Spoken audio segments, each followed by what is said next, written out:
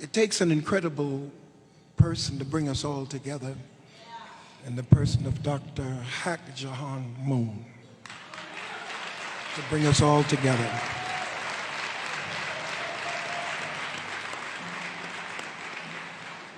And to her indubitable staff, to her great staff, to the people who have put all this together, we just say thank you. To all of those who put this marvelous meeting of all of us together. It is just an incredible, precise kind of an administration that can do this. We're all here because we share something in common.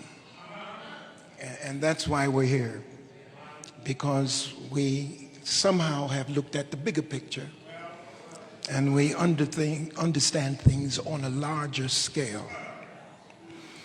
I want to point out, as I open, that no one of us has it all.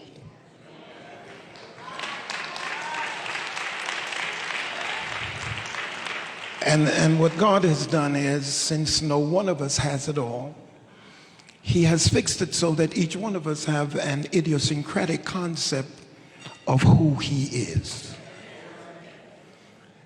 When I say that, I might stretch you a little bit, but all of us have structure because we're Bible believers, or all of us have structure because we believe in at least one of the 5 greatest religions, or the most popular religion in the world, and should be represented here today.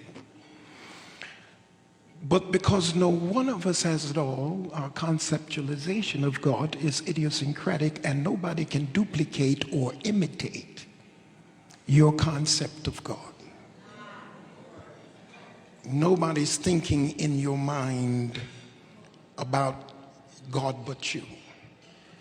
I don't want to press you too far, but when it comes from the very structural conceptualization, the structure that we have, it is critical to understand that each one of us creates God.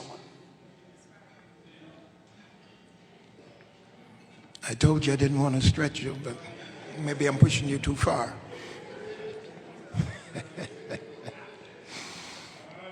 It is your thoughts of God who makes God your God.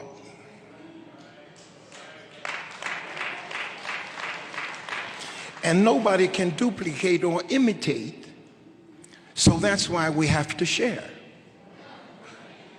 Because if I don't have it all, and you don't have it all, then you have a piece of the puzzle I need to put together the whole conceptualization of who God is.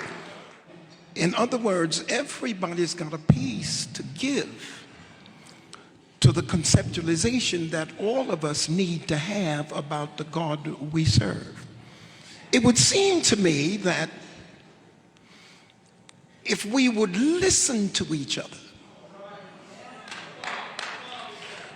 with the objectivity of joining each other, because there are certain things that are common to all of us here that are significantly important for the welfare and the furtherance of our nation and our world.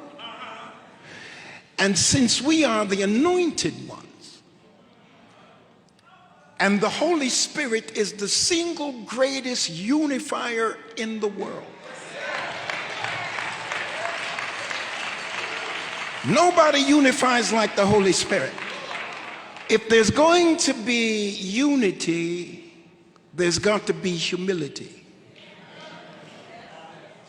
Which means we have to forget building our little empires and consider building the kingdom. Because we have become so strong as independents that we fail to realize we're not out there by ourselves. We owe it to everybody to unify so we can make some serious changes in the world. We are the anointed ones.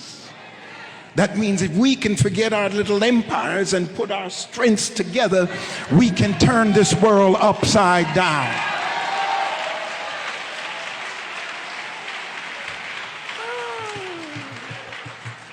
In order for there to be unity, there's got to be humility.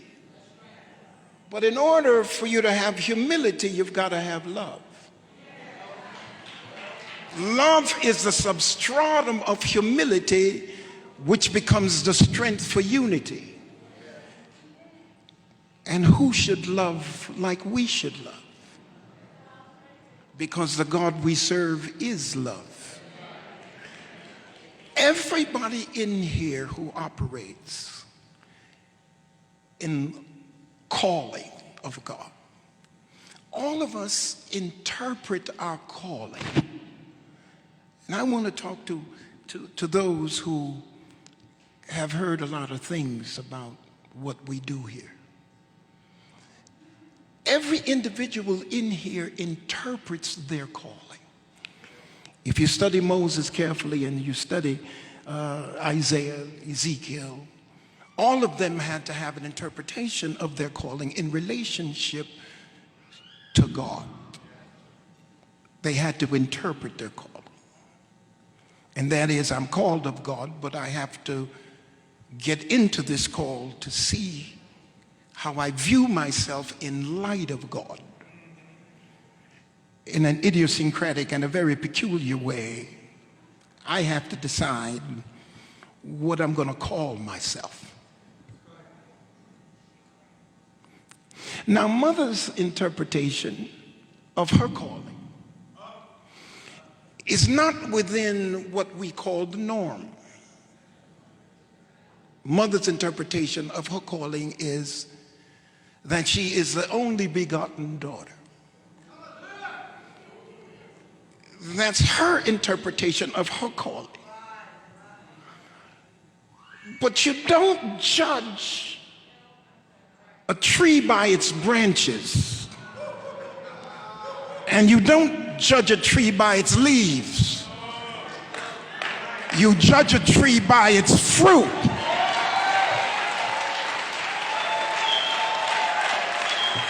And there's nobody in here that can deny the significance of the fruit that we have seen exhibited by her response to her calling.